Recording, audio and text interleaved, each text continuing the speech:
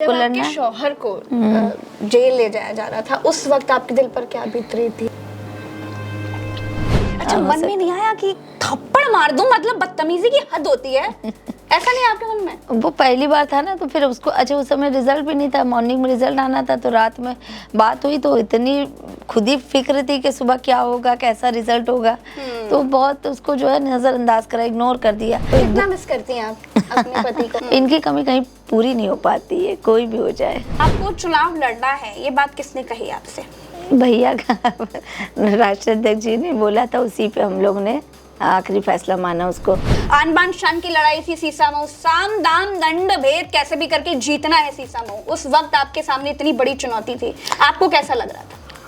जब ये सीट रिक्त हुई थी, जब सजा हुई थी, उसके बाद तो लगा खत्म, अब सब राजनीति भी खत्म और कुछ भी नहीं होना, अब तो खत्म ही हो गया, अब क्या ही चुनाव लड़ेंगे। डिम्पल यादव जी ने कभी आपको सांत्वना बंधाई, मतलब आपका साथ देने के लिए आई, उन्होंने समझाया इतने समय से आपके शौहर जेल में है? हम पहली बार उनको देखे, हम इतना रोने लगे, इतना रो रही, मतलब वो हमको चुप करा रही कि नहीं नहीं ना रो।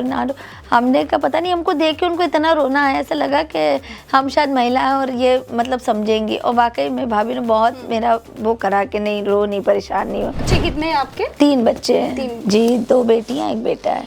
अच्छा, 2 बेटियां? हाँ। बड़ा बेटा है कि बड़ी बेटी है 19 साल की है, बेटा 18 साल का है, और छोटी वाली 11 साल की है जी। हैप्पी फैमिली माशाल्लाह। बहुत बढ़िया। अच्छा, सोलंकी ये जो टाइटल है आपके नाम के आगे, ये तो मैंने सुना शायद राजपूत लोग लिखते हैं, मुस्लिम्स में शायद सोलंकी नहीं होता है। ये सोलंकी कहाँ से है, मैं समझना चाहूंगी। पापा हम लोग ने भी पापा ही जो मेरे ससुर साहब यहाँ नहीं, राजस्थान में भी है, हमारी बहुत सारी बिरादरी है। अच्छा। हम लोग असल में बेसिकली हम लोग राजस्थान से हैं। अच्छा, अभी कुछ समय पहले हमने सुना कि आपके खिलाफ एक फतवा जारी हो गया था, वो क्या मामला था? वो यही मंदिर वाला मामला था, मंदिर का ही जो था, मंदिर जाना हुआ, फिर उसके बाद अगले दिन फतवा आ गया। योगी आदित्यनाथ जी ये कहते हैं आपके शौहर इरफान सोलंकी जी के बारे में कि वो अपने कर्मों की सजा भुगत रहे हैं, इस पर क्या कहेंगे आप? हम क्या ही बोले उनको, हमें ऐसा लगता है जब ये सारी चीज़ें हुई थी, हम ये बात बोलना चाहते थे, काफ़ी बार बोलना चाहते थे, पर कभी ऐसा लगा कि विधायक जी आ जाएंगे, उसके बाद कभी ज़िंदगी में मौका मिलेगा तो ज़रूर बोलेंगे, पर हम थोड़ा सा आपके माध्यम से ज़रूर बताएंगे, क्योंकि जब ये चीज़ें हुई थी ना, जब इनके बारे में हमें लग रहा रिपोर्ट बहुत गलत ऊपर भेजी गई है, इनके बारे में एक बहुत छवि खराब इनको बताई गई कि ऐसे हैं, इन्होंने दंगा कराने की कोशिश करी, या जो है माफिया लोग हैं, ऐसा नहीं है इनके बारे में। ऊपर हमको लगता है जो एकदम ऊपर तक जो रिपोर्ट बना के भेजनी थी विधायक जी के लिए, बहुत गलत मतलब बना दिया गया कि ये षड्यंत्र रचा गया, ऐसा कहना चाह रही हैं? हाँ, शायद यही समझ सकते हैं, क्योंकि मुकदमा हुआ और ऐसे ऐसे लोगों ने मुकदमा लगा दिया जिनको ये जानते नहीं थे। आपने सुरक्षा मांगी है योगी आदित्यनाथ जी से, आप मुस्लिम विधायक हैं, आपको क्या लगता है कि आपकी सुरक्षा बढ़ाई जाएगी? हमको जो मेरे उसमें है प्रोटोकॉल में जितने हैं मेरे पास सुरक्षा कर्मी, हमने ये मांगी है अपने बच्चों के लिए, मतलब मेरे घर परिवार के लिए भी। अच्छा, अगर नसीम सोलंकी जी मुख्यमंत्री बन जाए उत्तर प्रदेश की, तो 2 बड़े फैसले क्या लेंगी? नहीं, मुख्यमंत्री हमारे भैया रहेंगे, राष्ट्राध्यक्ष जी। और दर्शकों के सवालों के साथ ये रही जवाब देते हुए नसीम सोलंकी उत्तर प्रदेश। राजनीतिक बहुत स्ट्रॉन्ग सिटी है, शहर है। नसीम सोलंकी बहुत स्ट्रॉन्ग महिला है। इरफान सोलंकी बहुत मजबूत नेता है। योगी आदित्यनाथ ठीक है, उनके लिए बहुत अच्छे नेता है, देश संभाल रहे हैं, तो बहुत सुलझी हुई बड़ी अच्छी महिला, उनको उनके बारे में भी हमने ज्यादा कुछ देखा नहीं। बहुत अच्छे चाचा जी, बड़े अच्छे हैं भैया, वो तो बड़ा ध्यान देते हैं, हमारे बहू हमें बेटी समझते हैं। सोलंकी साहब बहुत प्यारे, मतलब बहुत एक अच्छे, मतलब नेता कह लीजिए, एक अच्छे फादर कह लीजिए। मुलायम सिंह उनको हमने नहीं ज्यादा देखा था, उनकी राजनीति भी नहीं देखी। प्रमिला पांडे मेयर आपकी? बुआ जी नमस्कार। एक साधारण सी घरेलू महिला जिनके पति लंबे वक्त से जेल में हैं, जिन्हें राजनीति में कोई नहीं जानता था, जिनसे फोन पर बात भी करनी होती थी तो उनके पति को फोन मिलाना पड़ता था, वो विपरीत परिस्थितियों में राजनीति में आई और जब सीसामऊ में सत्ता हावी थी, जब सत्ता के लिए सीसामऊ आन बान और शान की लड़ाई थी, उस वक्त विपरीत परिस्थितियों में सत्ता को धूल चटाने वाली और सीसामऊ जीतने वाली समाजवादी पार्टी से विधायक नसीम सोलंकी जी आज हमारे साथ हैं। कैसी हैं आप नसीम जी? जी मैं बहुत अच्छी हूँ, बहुत शुक्रिया आपका, धन्यवाद, आपने मुझे मौका दिया, अपने पास बुलाया, बहुत बहुत शुक्रिया। अच्छा नसीम जी, राजनीति में आने के बाद, विधायक बनने के बाद आपकी जिंदगी में क्या बदला? बदल गया, बहुत सारी चीज़ें, काफ़ी चीज़ें बदल गई है। जिम्मेदारी बढ़ गई बहुत ज़्यादा। और पहले सिर्फ घर तक की सीमित थी जिम्मेदारी, तो अब तो बड़ा क्षेत्र मेरा ऐसा परिवार बन गया है, तो बहुत सारे लोग जुड़ गए हैं मुझसे, जिनके मुझे देखना है, जिनकी जिम्मेदारी बढ़ गई, तो काम बढ़ गया। काम बढ़ गया, अच्छा लग रहा है? हाँ अच्छा है, बहुत बड़ा काम बढ़ गया है, अच्छा है, बिजी हो गए। पहले जितना वक्त फ्री होते थे तो बस थोड़ा सा परेशान होते थे, इनको याद करते थे कि कैसे होंगे हस्बैंड को, हाँ मेरे पति श्री को, कि होता था कब छूटेंगे, थोड़ा सा दिमाग उलझा रहता था।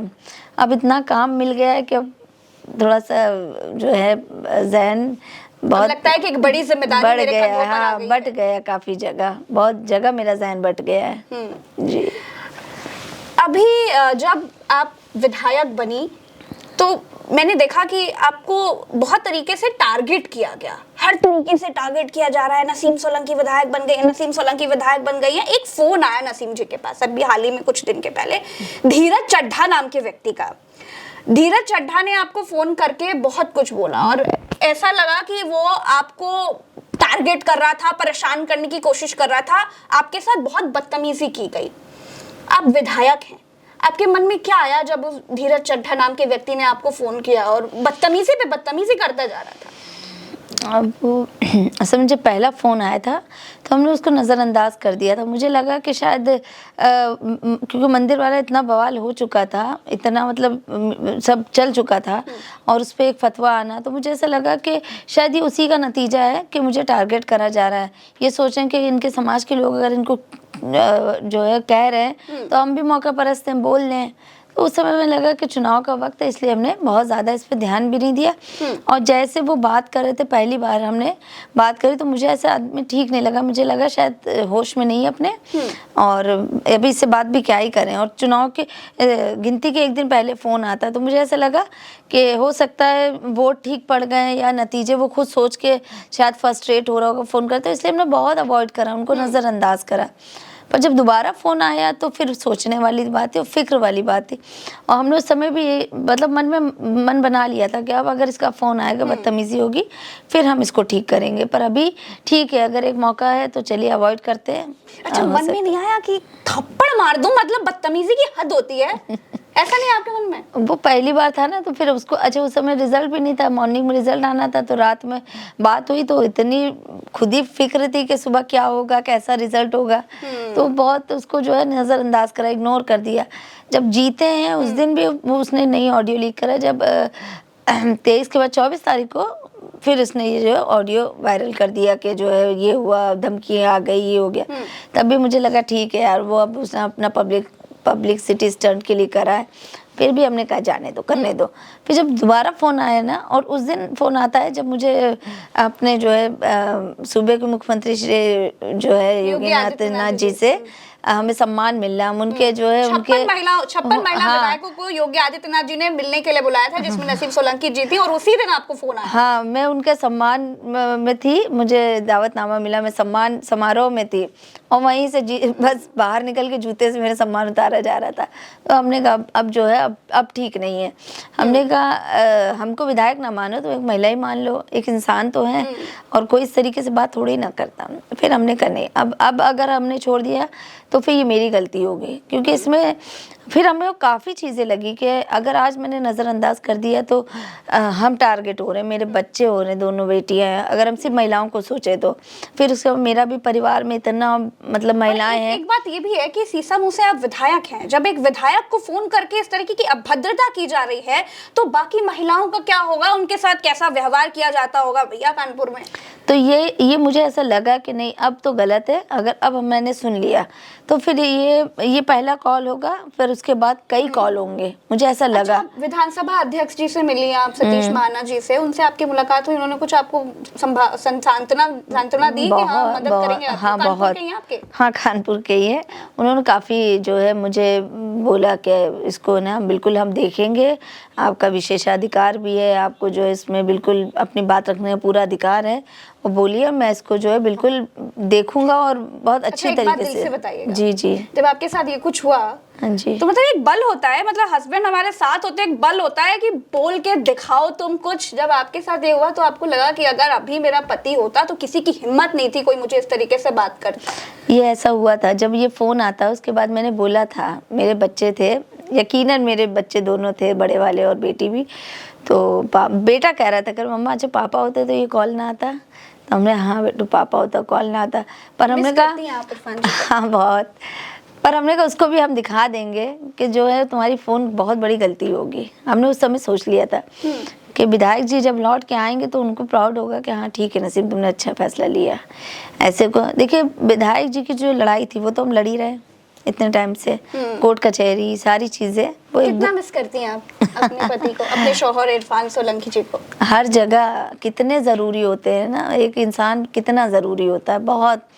ये समझ लिए फर्स्ट पर्सन है ना हमारे लिए, तो वो फर्स्ट पर्सन है। माँ बाप का घर हम छोड़ आए तो माँ बाप की जिम्मेदारियों से भी जो है थोड़ा सा बरी हो गए, पर यहाँ की जिम्मेदारियों से नहीं बच सकते। और मेन जो होती पति है, बच्चे हैं, तो बहुत ज़्यादा 2 साल का समय बहुत लंबा होता है, बहुत याद आती है, बहुत मतलब बहुत जगह परेशानी होती है, सच में बहुत दिक्कत होती है। अब जैसे ऐसे लोगों का हिम्मत बढ़ गई कि फ़ोन कर रहे हैं, तो उन्होंने क्या सोचा महिला अकेली है, टारगेट कर ले कितना करें। देखिए चुनाव मैंने जिस तरीके से लड़ा है, उस समय हमको बहुत जगह रोना आता था, बहुत जगह हमको ऐसा लगता था कि यार हम क्या करें, हम अकेले लड़ रहे हैं। हालांकि वो सब रहे, सब थे मेरे साथ, पर एक इनके ना होने से ऐसा लगता था कि क्या ही करें।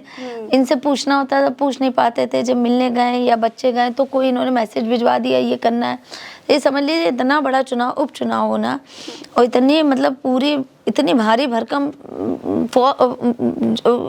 उनके साथ हम लड़ रहे थे, और उसके बाद मुझे ऐसा लगा यार मैं अकेली लड़ रही हूँ। हालांकि थे सब कुछ, इनकी कमी कहीं पूरी नहीं हो पाती है, कोई भी हो जाए। अच्छा, डिम्पल यादव जी ने कभी आपको सांत्वना बंधाई, मतलब आपका साथ देने के लिए आई, उन्होंने समझाया इतने समय से आपके शौहर जेल में है, आपके साथ तो प्रचार करने के लिए भी आई थी, उन्होंने क्या कहा आपसे? हमने भाभी से पहली मुलाकात करी थी वैसे तो, और पहले भी एक बार हुई थी हमारी मुलाकात बहुत साल पहले, पर जब हमारे मेयर का चुनाव था तब उसमें आई थी भाभी, उनके रोड शो था वहाँ पे, जो हमारी प्रत्याशी भाभी थी वंदना भाभी जी, उनके रोड शो पे आई थी। तो लिटरली हम उनके पास में बैठे, तब हम पहली बार उनको देखे, हम इतना रोने लगे, इतना रो रही मतलब वो हमको चुप करा रही कि नहीं नहीं ना रो ना रो। हमने कहा पता नहीं हमको देख के उनको इतना रोना है, ऐसा लगा कि हम शायद महिला हैं और ये मतलब समझेंगी। और वाकई में भाभी ने बहुत मेरा वो करा कि नहीं रो, नहीं परेशान नहीं हो। फिर जब चुनाव वाला मौका पड़ा तो हमने भैया से पहले ही कहा था, जब उन्होंने बोला था कि जाके तैयारी करिए आप लोग, तो हमने भैया बस 2-4 नाम है उसमें तो आप मतलब भेज दीजिएगा, पर हम आपसे गुजारिश करेंगे आप और भाभी ज़रूर आइएगा चुनाव में, क्योंकि पहला चुनाव है और विधायक जी नहीं है मेरे साथ में, ये होते तो कोई हमें दिक्कत ही नहीं। तो उन्होंने कहा नहीं आप परेशान ना हो, भाभी भी आएंगे और हम भी रहेंगे, बिल्कुल आप अपना देखो। आपको चुनाव लड़ना है, ये बात किसने कही आपसे? ये बहुत बड़ा फैसला था कि नसीम सोलंकी जी जो घर में रहती थी, जिन्हें सिर्फ अपने घर परिवार बच्चों से मतलब था, उनसे अचानक से कह दिया कि गुरु पकड़ लो रास्ता और चलो राजनीति में। किसने कहा आपसे? भैया का राष्ट्रीय अध्यक्ष जी ने बोला था, उसी पे हम लोग ने आखिरी फैसला माना उसको, और पहला भी फैसला उन्हीं का था, क्योंकि उन्होंने ही बोला था कि जब आपको पता चला कि अब आपको विधायक बनना है, अब आपको इतनी बड़ी लड़ाई लड़नी, वो भी सत्ता के लिए, क्योंकि आन बान शान की लड़ाई थी, सीसामऊ, साम दाम दंड भेद कैसे भी करके जीतना है सीसामऊ, उस वक्त आपके सामने इतनी बड़ी चुनौती थी, आपको कैसा लग रहा था? जब ये सीट रिक्त हुई थी, जब सजा हुई थी, उसके बाद तो लगा खत्म, अब सब राजनीति भी खत्म और कुछ भी नहीं होना है, अब तो खत्म ही हो गया, अब क्या ही चुनाव लड़ेंगे। अच्छा थोड़ा सा जब चीज़ें हुई थी ना, तो ऐसे लगा कि अरे अब तो चुनाव, अब तो कोई भी लड़ जाए, सीट तो चली गई ना, हमारी पोजीशन ऐसी थी कि हम लोग लड़ पाएंगे, तो बिल्कुल ये था, मन भी हटा लिया था। फिर हम जब भैया से पहली बार मिलने गए थे तो उन्होंने केस का पूछा कि केस क्या चल रहा है, और उसको जो बोला गया कि इसको फटाफट जो है ना सुप्रीम कोर्ट में लगाइए और स्टे लेना है इसके ऊपर। मतलब उन्होंने, भैया ने ही पहले केस की बात हुई, जब तक तो चुनाव की कोई बात भी नहीं हुई थी। फिर हमारे शहर से वो गए थे, जो हमारे अध्यक्ष जी थे फजल भाई, तो वो उन्होंने उनको बोल के भेजा था कि उनको बोलिए तैयारी करें, उनके घर ही में से कोई लड़े। हाँ, हमको उनको वो उन्होंने कहा उन्हीं के घर से कोई लड़ेगा और उनके मतलब बोल दीजिएगा उनको तैयारी करना है, चुनाव आप लड़ेंगे। तो आप ही का नाम लिया, आप ही को हाँ, लड़ना था। हाँ, उनके घर में वही लड़ेंगी। और आप मिली थी पहले राष्ट्रीय अध्यक्ष जी से? हाँ, पहले मिले थे, हम मिलकर आए थे, सजा के बाद भी मिले थे, पर उन्होंने कहलवा दिया था कि आप जो है तैयारी रखिएगा। फिर हमारे घर में बात आती हुई, हमने विधायक जी को भी मालूम ही था कि कोई ना कोई तो लड़ेगा, हो सकता है पार्टी बोले कि परिवार में कोई लड़े। इरफान जी को पता चला कि आप लड़ने वाली हैं तो उनको कैसा लगा? उन्होंने क्या बोला पहले आपसे? वो कह रहे थे कि पहले इस पे देख लो कि अगर स्टे ही मिल जाए तो अच्छा है, चुनाव ना लड़ना। वो बहुत डर रहे थे, बहुत कह रहे थे तुमको पता है उपचुनाव होता है नसीम, कितनी मुश्किल होती है, कैसे होगा, कैसे लड़ोगी, आम चुनाव में तो यहाँ परेशान हो जाता है इंसान। हमने कहा अब हम बताइए क्या करें इसके अंदर। तो अपने उनको अपने कॉन्फिडेंस में कैसे लिया कि चिंता मत करो, अब मैं सब कर लूंगी, मेरे हाथ में है सब कुछ, वुमेन पावर? हमने कहा भैया ने कह दिया बस तुमको लड़ना है, अब कैसे लड़ना है वो आप दिमाग लगाओ अंदर बैठ के और बताओ कि हमें करना क्या है। कहने ठीक है, अगर भैया की बात है तो फिर मना नहीं करना, पर ये है कि बहुत अपना आपको संभाल के, मतलब वो डर रहे थे कि ऐसा ना हो कि कोई परेशान करे या आपको नहीं लगा कि आपके ऊपर मुकदमे ला दिए गए तब क्या होगा? हमको था ये, मतलब ये शुरू से एक मतलब बना दिया गया था, मेरे औरा बन गया था कि नहीं आपको चुनाव के लिए हाँ नहीं करना है, अगर आप हाँ बोलेंगी तो आप कितनी हाँ मतलब आपके लिए इतनी मोटी फाइल रखी। तरक्की देखकर बड़ी जलन होती है कि नहीं इनको नहीं आगे बढ़ने देना है गुरु, तो इनको डराओ। हमको बोला गया था कि कोई अधिकारी बोल रहे हैं कि आपकी इतनी मोटी फाइल रखी है और बिल्कुल जो है चुनाव में हाँ ना बोल देना। मतलब ऐसे मतलब हमारे आसपास बातें होती है। फाइल किस चीज की रखी है? मैं तो घर से निकलती नहीं, मैं तो अपने बच्चों का ध्यान देती हूँ, मेरे लिए कौन सी फाइल? मतलब ये था कि एक दबाव था, डर बन जाए कि ये हाँ ना बोले, तो हमने देखिए हम हाँ नहीं बोलेंगे, पर अगर पार्टी बोलेगी तो फिर उनके आगे हम कुछ नहीं बोल पाएंगे। हमने कहा जब राष्ट्राध्यक्ष जिसका नाम ले देंगे, घर में हो चाहे पूरे शहर में हो, तो चुनाव तो उसको ही लड़ना है, तो हम नहीं वो कह रहे हैं, पर अगर भैया बोलेंगे तो फिर इसमें कुछ नहीं। फिर विधायक जी ने भी कह दिया था, मोहर लगा दी थी कि नहीं अब जो है तुम्ही को लड़ना है, अगर भैया तुम्हारा बोले तो तुम्ही को लड़ना है। शौहर को जेल ले जाया जा रहा था, उस वक्त आपके दिल पर क्या बीत रही थी? मतलब मन में क्या कुछ आ रहा था? बहुत कुछ चल रहा होगा बवंडर। जिस दिन सरेंडर करना था ना, उस दिन रात में ये हुआ था कि अब सुबह सरेंडर होना, तो पूरी रात तो बिल्कुल इस बेचैनी में थे। जब विधायक जी बड़ा परेशान हो रहे थे, हमको नहीं लगा था इतने लंबे टाइम के लिए चले जाएंगे। हमने कहा आप परेशान नहीं हो, आप महीने दो महीने में तो आ ही जाएंगे। और कहेंगे नहीं नसीम तुमको नहीं पता, ये लाद देंगे, मुझे नहीं आने देंगे, मुझे नसीम तुम समझ नहीं, लाद देंगे। तो हमने नहीं कहा कुछ ऐसा नहीं है, आ जाएंगे अब 2-4 महीने में। जब सुबह उनको सरेंडर करके जब चले गए जेल, हम लोग नहीं मालूम था, कानूनी भी चीज़ें नहीं मालूम थी और हम लोगों को नहीं पता था, पर कहीं ना कहीं ये जान रहे थे, इनको मालूम था कि मेरे लिए चीज़ें और ख़राब होती जाएगी शायद। तो ये हमसे कहते थे, कहने लगे नसीम देखना ये बहुत परेशान कर देंगे, बहुत परेशान। हाँ, तो हमने कहा ऐसा नहीं है। फिर जब इनको महाराजगंज शिफ्ट करा, फिर तो हम लोग को लगा यार बहुत दूर चले गए। फिर तो मतलब एक रोना तो उस समय भी होता था, पर जब महाराजगंज चले गए, जब तो बस ऐसे लगा कि अब कहाँ चले गए, अब कहाँ हमको इतने दूर जाना आना। फिर वो हम लोगों का जो सफ़र शुरू हुआ, तो आज हम पूरे 2 साल हो गए हैं महाराजगंज से, 2 साल भी 1 महीना और ऊपर होने को है, 25 महीने हो गए हम लोग बराबर वहाँ के चक्कर लगा रहे हैं। तो ये समझ लीजिए बहुत दर्द है इस सफ़र में, हम बता नहीं सकते। इस सफ़र में मतलब एक बार मम्मी लोग का एक्सीडेंट हो गया, कई बार हम लोग की गाड़ियाँ ख़राब हो गई, कई बार हम लोग रात में 2-2 बजे हाईवे पे बैठे हुए हैं, ट्रैफिक पुलिस बुला रहे हैं कि हमारी गाड़ी पर। तो बहुत परेशान करा गया इन 2 सालों में। इतनी दूर क्यों भेज दिया? ऐसा लगता है कि जेल ही तो काट रहे थे, आसपास ही कहीं भेज देते।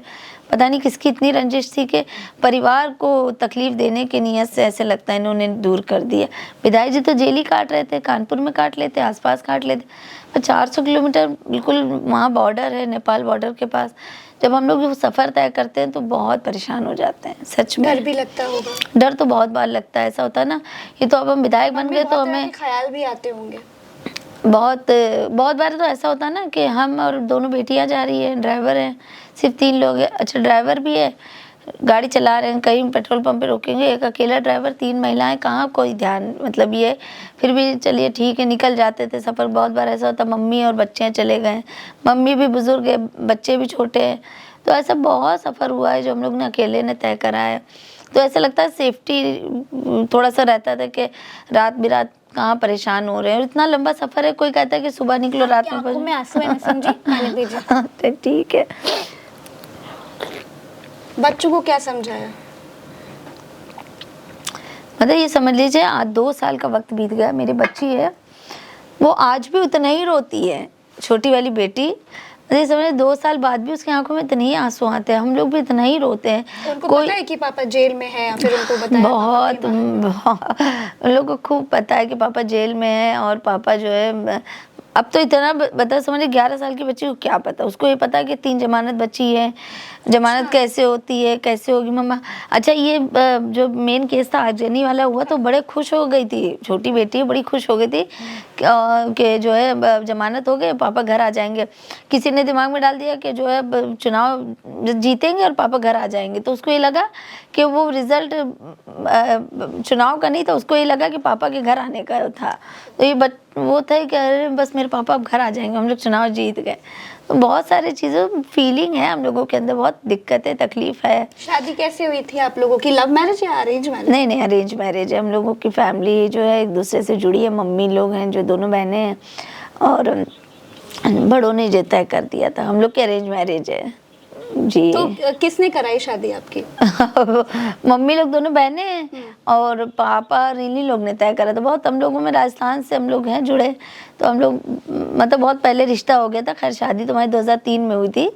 और नहीं बहुत पहले रिश्ता हो गया था, शादी 2003 में हुई? मतलब बहुत छोटे छोटे थे तो पापा लोग कहते थे नहीं अब इन्हीं लोग की होगी शादी। अच्छा अच्छा, जैसे छोटे छोटे बच्चे होते हैं इन दोनों की शादी कराएंगे? नहीं हाँ मतलब ये था कि इन्हीं लोग की अब इनकी शादी होगी, मतलब मेरी मम्मी और जो है अच्छा, दो दोस्त हो गए, मेरी बेटी तेरा बेटा, शादी करा देंगे बड़े होकर, ऐसा? वो दोनों बहनें ही ना मम्मी लोग तो पापा और मतलब हाँ, तो कहने लगे कि नहीं जो है बड़े होंगे तो इनकी शादी हो जाएगी। तो वो ऐसे लगता था कि आप लोग को पता था, जब बचपन से एक दूसरे को देखते होंगे तो लगता होगा कि यार आगे जाकर फिर वो उन्हीं लोग ने तय करा था, तो फिर शादी वहीं हुई है। खैर हम लोग में बहुत वो नहीं तय करते, जो बड़े तय करते वही होता है, हम लोगों में वाला नहीं है अभी लव मैरिज वाला अभी हमारा वो नहीं आया है। तो ये है कि बड़ों ने जो तय कर दिया वही शादी करनी है और वही निभाना है। सोलंकी ये जो टाइटल है आपके नाम के आगे, ये तो मैंने सुना शायद राजपूत लोग लिखते हैं, मुस्लिम्स में शायद सोलंकी नहीं होता है। ये सोलंकी कहाँ से है, मैं समझना चाहूंगी। पापा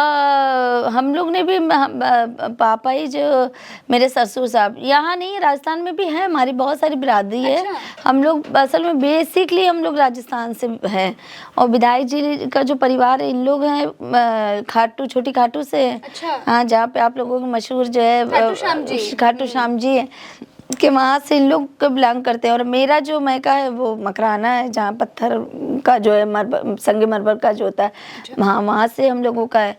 और हमारा परिवार जो बॉम्बे जाके शिफ्ट हो गया, इनका परिवार कानपुर आके शिफ्ट हो गया है। हम लोग बेसिकली राजस्थान से ही है। तो बहुत लोगों को लगता है कि राजपूत जो होते हैं, जो आप लोगों के मतलब हिंदू समाज के लोग होते हैं, ऐसा नहीं, हम लोग राजस्थान से जुड़े हैं, तो इन लोगों के नाम के आगे भी सरनेम में सोलंकी लगता है। अच्छा। विधायक जी लोगों के परिवार में, और हमारे जो मैके है उसमें मंसूरी लगता है। अच्छा। ऐसे होता है। तो हम लोग में गो थे वहाँ पर। बच्चे कितने हैं आपके? 3 बच्चे हैं जी, 2 बेटियाँ 1 बेटा है। अच्छा, 2 बेटियां। हाँ। बड़ा बेटा है कि बड़ी बेटी है 19 साल की है, बेटा 18 साल का है, और छोटी वाली 11 साल की है जी। हैप्पी फैमिली माशाल्लाह। बहुत बढ़िया। अच्छा, अभी कुछ समय पहले हमने सुना कि आपके खिलाफ एक फतवा जारी हो गया था, वो क्या मामला था? वो ये मंदिर वाला मामला था, मंदिर का ही जो था। मंदिर जाना हुआ, फिर उसके बाद अगले दिन फतवा आ गया अच्छा, हमें तो लगा था कि मतलब मंदिर के लोगों को दिक्कत होगी, वो इसमें ऐतराज़ करेंगे कि हमारे उसमें चली आई और जो है ये पर वो उल्टा उधर से फतवा आ गया। तो मुझे ऐसा लगा कि मुझे दोनों तरफ से घेरने की कोशिश करी जा रही है। अच्छा, वोट बैंक की कोई राजनीति नहीं थी, पर उन लोग ने उसको ऐसे बना दिया था कि हिंदू मुस्लिम, उनको ऐसा लगा शायद हिंदू वोट तो कम हो ही रहा है, कट ही रहा है इनका, मुसलमान भी खराब करा दे, शायद वो ये सोच के मेरे लिए एक वो बना दिया। वहाँ का वनखंडेश्वर मंदिर था। हाँ, बलखंडेश्वर मंदिर। बलखंडेश्वर, हाँ। जहाँ पर आपने क्या किया था, पूजा की थी वहाँ पर? वो क्या कहते हैं, वो जल चढ़ाया था, बोलते हैं ना, हाँ, जल चढ़ाया था। उसके बाद आपके खिलाफ फतवा जारी कर दिया गया था। हाँ, वो दिवाली वाला दिन था और वहाँ जाना हुआ, और हमको पहले किसी ने बोला कि आप उतरिए गाड़ी से, खाली आप यहाँ पर बोल दीजिए कि मतलब हमारे सारे जो है इसी समूह की जनता को दीपावली की शुभकामनाएं। आप मंदिर से एक मैसेज देंगे तो बढ़िया रहेगा, और कुछ दिए जला दीजिए मंदिर में, तो दीपावली की शुभकामनाएं हो जाएगी। तो हम लोग ने कहा ठीक है, हम लोग चले जाएंगे, हमारे साथ और भी लोग थे। हम गए वहाँ पे दिए, तो उन्होंने कहा अरे अंदर आ जाइए भाभी, इस पर वो एक वो प्रतिक्रिया होती है भी डाल दीजिए, फिर इसके बाद दिया जलाइए, फिर जो है वो बोलिएगा। तो हमें नहीं मालूम था, हम चले गए वहाँ पर, और जबकि हम बोल भी रहे थे, हम जो साथ वाले थे मुझसे कह रहे थे, हमने भैया ये करा रहे हो और फिर कोई बवाल हो तो समझे रहना, फिर अपना जो है पुजारी जी से तुम समझना, हमें ना बताना। तो कहना नहीं कुछ नहीं होता, आप जो कर लीजिए, ऐसा नहीं होता कुछ नहीं। तो कहने लगे आपको कोई तो अच्छी बात है, हाँ, ठीक है, सब तो हमको उससे पहले गए नहीं थे ना, इसलिए हमें थोड़ा सा उसकी नहीं मालूम था, नॉलेज विधायक जी ने कभी बताया नहीं, उनको राजनीति में हमें लाना नहीं था, इसलिए उन्होंने सबसे दूर रखा। वो भी जाते थे, बाद में पता चला कि वो मंदिर जाते थे और अपना जो है वो टीका के लगा के आ जाते थे, हमें नहीं मालूम था, वो नहीं करते थे। अब वो हमसे वो हो गया, किसी के कहने ही पे करा था, हमने अपनी मर्जी से नहीं करा था। कोई गिल्ट हुआ या आपने कहा कि नहीं मैंने जो किया वो ठीक किया? और नहीं, उसके बाद नहीं हुआ मुझे। अब हमने कहा वो तो हो ही गया, अब उसके जो है आपको लगता है ठीक किया? वो हमारे समाज के लोगों ने कहा ना, जैसे फतवा आए तो तौबा करें। तो हमने कहा तौबा तो अल्हम्दुलिल्लाह करते ही रहते, क्योंकि हम लोग की तो एक तस्बीह ज़रूरी है तौबा इस्तिग़फ़ार की, तो हमारी नमाज के बाद एक तस्बीह ज़रूर पढ़ते हैं इस्तिग़फ़ार। तो खैर हम उसके ऊपर कोई टिप्पणी नहीं है कि उन्होंने ऐसा बोला ऐसा हुआ, अब तो चुनाव हो गया, जीत भी गए। योगी आदित्यनाथ जी ये कहते हैं आपके शौहर इरफान सोलंकी जी के बारे में कि वो अपने कर्मों की सज़ा भुगत रहे हैं, इस पर क्या कहेंगे आप? हम क्या ही बोले उनको। हमें ऐसा लगता है जब ये सारी चीज़ें हुई थी, हम ये बात बोलना चाहते थे, काफ़ी बार बोलना चाहते थे, पर कभी ऐसा लगा कि विधायक जी आ जाएंगे, उसके बाद कभी ज़िंदगी में मौका मिलेगा तो ज़रूर बोलेंगे, पर हम थोड़ा सा आपके माध्यम से ज़रूर बताएंगे। क्योंकि जब ये चीज़ें हुई थी ना, जब इनके बारे में हमें लग रहा रिपोर्ट बहुत गलत ऊपर भेजी गई है, इनके बारे में एक बहुत छवि खराब इनको बताई गई कि ऐसे हैं, इन्होंने दंगा कराने की कोशिश करी या जो है माफिया लोग हैं। ऐसा नहीं है, इनके बारे में ऊपर हमको लगता है जो एकदम ऊपर तक जो एक रिपोर्ट बना के भेजनी थी विधायक जी के लिए बहुत गलत एक मतलब बना दिया गया कि ये षड्यंत्र रचा गया, ऐसा कहना चाह रही हैं? हाँ, शायद यही समझ सकते हैं, क्योंकि मुकदमा हुआ और ऐसे ऐसे लोगों ने मुकदमा लगा दिया जिनको ये जानते नहीं थे। तो मतलब ये कहाँ से, इतने साल से राजनीति कर रहे थे, जो वादी थे जिन्होंने मुकदमा लगाया, तो वो तो कभी दिखे भी नहीं थे भी नहीं। एक मुकदमा होता है, उसके बाद दूसरा, तीसरा, चौथा, ऐसे कर करके लगे। तो हमें ऐसा लगा कि कोई षड्यंत्र था, जो कोई दुश्मनी इनसे निभाना चाह रहा था, और जो है कोई ऐसी गलत रिपोर्ट बना के इनके बारे में भेज दी गई, तो इनके बारे में एक बना दिया कि इन्होंने दंगा कराया, इन्होंने जो है माफिया लोग हैं। ऐसा नहीं है, हम लोग बहुत खानदानी और मतलब सुलझे हुए लोग हैं, और ये अल्लाह का शुक्र बहुत अब की बार तो चुनाव में जनता ने भी दिखा दिया कि नहीं, इनका विधायक एकदम सही था। आपने सुरक्षा मांगी है योगी आदित्यनाथ जी से, आप मुस्लिम विधायक हैं, आपको क्या लगता है कि आपकी सुरक्षा बढ़ाई जाएगी? हमको जो मेरे उसमें है प्रोटोकॉल में जितने हैं मेरे पास सुरक्षाकर्मी, हमने ये मांगी है अपने बच्चों के लिए, मतलब मेरे घर परिवार के लिए भी, और हम भी अपने लिए भी चाहते थे, क्योंकि 2 साल से हम अकेले हैं, बच्चे हैं तीनों मेरे और हम हैं, और मम्मी है, सब कहीं सफ़र कर रहे हैं महाराजगंज, तो हर हफ्ते जाना ही है। तो ऐसा लगता है कि उनकी सेफ्टी कहाँ है, बच्ची है, स्कूल जा रहे हैं, रोज़ का रूटीन है। अच्छा, वो जिस तरीके से हमको धमकी धमकी दे रहा था कि 92 डी डिफेंस में बैठ के क्या जला रही हो, इसका मतलब घर पता है, नंबर मेरा उसको पता है। आपके घर का एड्रेस भी बोला हाँ उसने? हाँ बोल रहे तो थे। ये तो धमकी हुई और नसीम जी। हाँ, और बोल रहे थे कि जो है मैं धरना दूंगा तेरे घर के बाहर आके, मैं तुम्हारे घर के बाहर बैठ के धरना दूंगा, तुम कहाँ चला रही हो अलाउ 92 थी डी डिफेंस कॉलोनी में। तो मतलब कहीं ना कहीं मेरे घर का पता रटा हुआ है जहन में, मेरे घर के बाहर उनको जो है आके वो करना है, धरना देना है, वो खुद बोल रहा है। और मेरा मोबाइल नंबर याद है, चाहे जितने भी नशे में हो, मैं नंबर उनको मेरा याद है। तभी तो वो फोन कर, आपको मैं शायद स्क्रीनशॉट उनकी दे दूं, जब फोन आता है 6-6 बार की मिस कॉल रखी, उसके बाद मैंने फोन रिसीव करा। तो कहीं ना कहीं नशे में आदमी को इतना क्या एड्रेस लगता है आपको, क्या मतलब आप विधायक बनी हैं और बहुतों को हजम नहीं हो रहा है कि आप विधायक बन गई हैं। पहली बात तो एक महिला विधायक बन गई, और दूसरी बात की इरफान सोलंकी की पत्नी विधायक बन गई, और दूसरी बात समाजवादी पार्टी से विधायक बन गई। तो क्या आपको लग रहा है कि आपको परेशान करने की, टॉर्चर करने की, टारगेट करने की कोशिश की जा रही है कि नसीम सोलंकी जिस रास्ते पर है, शीशा मऊ को बेहतर बनाने की जो वो कोशिश कर रही है, वो ना कर पाए और बतौर महिला वो डर जाए और घर में बैठ जाए और बोल दे कि रखो भैया अपनी विधायक की, ऐसा कुछ? नहीं, मुझे ऐसा लगता है कि ये मेरे साथ इसीलिए हो रहा है, इतने फ़ोन आना और इतनी जो है धमकी मिलना हमको। अच्छा, जब हमने चुनाव जीता था ना, तो उस समय भी ऐसा लगता था कि अरे चुनाव, अच्छा जब चुनाव का दौर चल रहा था उस समय भी इतनी चैलेंजेस, इतने जो है चुनौतियाँ आए दिन, कभी किसी को उठाया जा रहा, कभी किसी के साथ कुछ। खैर उपचुनाव था, और भी ऐसा नहीं कि हमारा कोई स्पेशल था, सब जगह 8 जगह भी यही प्रतिक्रिया हो रही थी, पुलिस के छापेमारी ये वो सब कुछ हो रहा है। पर हमारे वहाँ हमें लग रहा है ज़्यादा हो रहा था, क्योंकि चुनाव दूसरी तरीके से भी हुआ, यहाँ से कोई सांसद तो बना नहीं था, एक दूसरे हालात में हुआ था चुनाव। फिर उसके बाद ऊपर वाले ने इतना कर्म करा कि जीत गए। तो हमें ऐसा लगता है कि चलो ठीक है, शीशा मऊ की जनता तो मिल गई, एक क्षेत्र मिल गया, एक परिवार मिल गया, पर कुछ दुश्मन भी तैयार हो गए।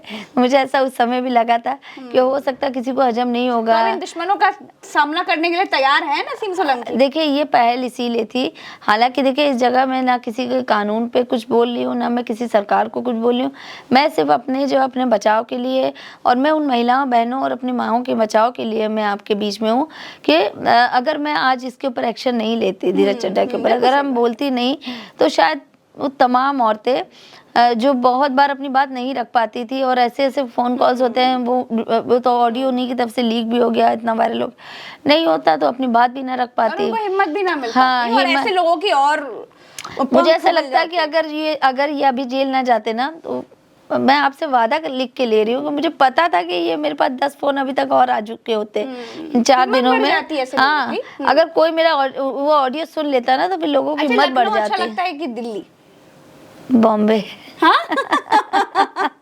मम्मी का घर है, मम्मी का है बॉम्बे। अच्छा, अगर नसीम सोलंकी जी मुख्यमंत्री बन जाए उत्तर प्रदेश की, तो 2 बड़े फैसले क्या लेंगी? नहीं, मुख्यमंत्री हमारे भैया रहेंगे, राष्ट्रीय अध्यक्ष जी, वही अच्छे लगते हैं। बस हम उनके हाथ के नीचे जो है काम करेंगे, भाभी के उसमें छत्र छाया में काम करेंगे।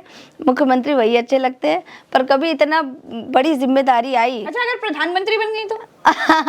अरे लो भैया, सोचने में क्या है? अरे बन भी गई तो क्या होगा? जब हमारे कहते मोदी जी चाय बेचा करते थे, तो नसीम सोलंकी जी प्रधानमंत्री नहीं बन सकती क्या? अच्छा, तो हम घर की चाय बनाते हैं इसलिए बोल रही हैं। आप अच्छी चाय बनाते हैं? हाँ, बहुत अच्छी। का वादा करिए, पक्का वादा हाथ मिला के होता है बस। अब बताइए, अगर बन गई प्रधानमंत्री तो? अरे बहुत बड़ी जिम्मेदारी, फिर तो मुझे टीम बहुत मजबूत करनी पड़ेगी। अभी विधायक बने तो मेरे साथ 3 लोग हैं, फिर अगर प्रधानमंत्री बने 30 लोगों की टीम लेके चलनी पड़ेगी। तो और एक पर्सनल हवाई जहाज भी खरीदना पड़ेगा, कितने 1000 करोड़ का। बहुत महंगा होता है, बजट संभाल के इस्तेमाल करना पड़ेगा। अच्छा, मैं कुछ सवाल पूछूंगी, आपको एक एक शब्द में जवाब देना है और फटाफट देना है। ये एक तरह का रैपिड फायर राउंड है, हमारा सबसे फेमस रैपिड फायर राउंड है। मैं कुछ नाम ले रही हूँ और आपको एक एक शब्द में जवाब देना है। जी जी। उत्तर प्रदेश। जल्दी जल्दी, देर हो रही है नसीम जी। उत्तर प्रदेश। बहुत अच्छा है, हमें तो अब यहाँ लाइव गुजारनी तो अच्छा ही है। सिर्फ एक शब्द के ऊपर हम कुछ नहीं सुनेंगे। अच्छा ठीक है, फिर से पूछ लेती हूँ। हाँ। शुरुआत करते हैं रैपिड फायर राउंड की, और हमारे शो का ये सबसे फेवरेट राउंड है दर्शकों का, और दर्शकों के सवालों के साथ ये रही जवाब देते हुए नसीम सोलंकी। उत्तर प्रदेश राजनीतिक बहुत स्ट्रॉन्ग सिटी है, शहर है। नसीम सोलंकी बहुत स्ट्रॉन्ग महिला है। इरफान सोलंकी बहुत मजबूत नेता है। योगी आदित्यनाथ ठीक है, उनके लिए बहुत अच्छे नेता मोदी? है, देश संभाल रहे हैं डिम्पल तो यादव? बहुत सुलझी अपर्णा हुई बड़ी यादव? बड़ी अच्छी महिला है। अपर्णा यादव? उनको उनके बारे में भी हमने ज्यादा कुछ शिवपाल देखा नहीं यादव? था। बहुत अच्छे चाचा जी, बड़े बड़े अच्छे हैं भैया, वो तो बड़ा ध्यान देते हैं, हमारे बहू हमें बेटी हाजी मुश्ताक समझते हैं। सोलंकी साहब? बहुत बहुत प्यारे हैं, मतलब बहुत एक अच्छे, मतलब नेता कह लीजिए, एक अच्छे फादर कह मुलायम सिंह लीजिए। यादव? मुलायम सिंह उनको यादव? हमने नहीं ज्यादा देखा था, उनकी राजनीति भी नहीं देखी। प्रमिला पांडे मेयर आपकी? हाँ, बुआ जी वो बड़ी उस दिन बातें हो रही थी तो बड़ा उनको किसी ने कहा शॉर्ट गन है ये, मतलब सतीश बड़ी महाना? अच्छे इंसान है, सही है। हमने अपनी बात जहाँ जहाँ रखी उन्होंने हमारी बात सुनी है।